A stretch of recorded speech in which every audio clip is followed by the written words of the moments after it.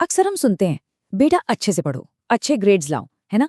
लेकिन कभी सोचा है कि दुनिया के जो सबसे अमीर, सबसे पावरफुल परिवार हैं, वो अपने बच्चों को क्या सिखाते हैं पर्दे के पीछे? चलो, आज उसी सीक्रेट बुक शेल्फ पर एक नजर डालते हैं जो उनकी सोच को बनाती है। तो शुरुआत इस बहुत ही पावरफुल कोट से करते हैं। ये बस एक लाइन नहीं है, ये उस पूरी सोच की नींव है जो नॉर्मल स्कूलिंग से कहीं आगे की बात करती है। मतलब मुद्दा जवाब रटने का है ही नहीं, मुद्दा है ये समझने का कि दुनिया चलती कैसे है, लोग, पैसा, पावर, ये सब काम कैसे करते हैं। तो सवाल उठता है कि इसका मतलब क्या है। देखो, कुछ परिवार हैं जो सिर्फ स्कूल सिस्टम पर डिपेंड नहीं करते, उनका फोकस होता है अपने बच्चों के लिए मेंटल टूल्स बनाने पर। ये किताबें, ये एक तरह का करिकुलम है जो उन्हें दुनिया के असर डालने से पहले ही सही तरीके से सोचना सिखाता है। ठीक है, तो चलो अब सीधे मुद्दे पर आते हैं।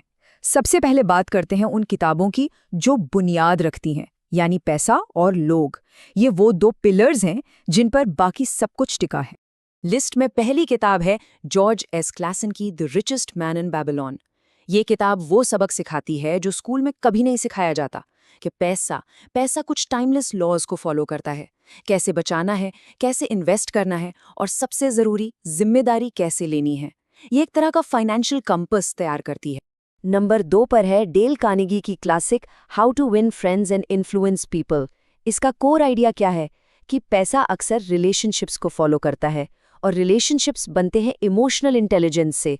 मतलब अहंकार के बिना कैसे सुनना है, कैसे लोगों को समझना है। बेसिकली शेयर बाजार को समझने से पहले इंसान को समझना जरूरी है। अब आते हैं तीसरी किताब पर, एरिक जॉर्गनसन की द एल्मेनैक ऑफ नवल रविकांत। ये किताब वेल्थ की पूरी डेफिनेशन ही बदल देती है। ये कहती है कि असली दौलत पैसा नहीं है, असली दौलत है फ्रीडम, अपने समय की आज़ादी, अपनी सोच की आज़ादी और अपने चॉइसेस की आज़ादी। ये सैलरी से ज़्यादा क्लियर थिंकिंग को इम्पोर्टेंस देती है। तो ये तो थी बुनियाद। अब आते हैं अगले लेवल पर, माइंडसेट। ये वो किताबें हैं जो एक मॉडर्न टूल किट तैयार करती हैं ग्रोथ और स्ट्रेटेजिक थिंकिंग के लिए। नंबर 4, कैरल डवेक की माइंडसेट। ये किताब, वाओ, ये सच में एक गेम चेंजर है। ये सिखाती है ग्रोथ माइंडसेट के बारे में। मतलब हमारी काबिलियत पत्थर की लकीर नहीं है, मेहनत से इसे बढ़ाया जा सकता है। और इस सोच के साथ फेलियर नहीं रहता, वो बस डेटा बन जाता है, सीखने का एक मौका। अगली किताब है जोएल ग्रीनब्लैट की the little book that still beats the market. ये इन्वेस्टिंग के डर को खत्म करती है। इसका सिंपल सा मैसेज है, मार्केट इमोशन को नहीं, डिसिप्लिन को रिवॉर्ड करता है। ये निवेश को इतना आसान बना देती है कि एक फाइनेंशियल इंट्यूशन की नींव पड़ जाती है जो जिंदगी भर काम आती है। नंबर 6 पर है रे डालियो की प्रिंसिपल्स फॉर सक्सेस। ये किताब सिखाती है कि लाइफ को एक कॉज एंड इफेक्ट सिस्टम की तरह कैसे देखें। मतलब हर चीज का एक कारण होता है और उसका एक असर होता है।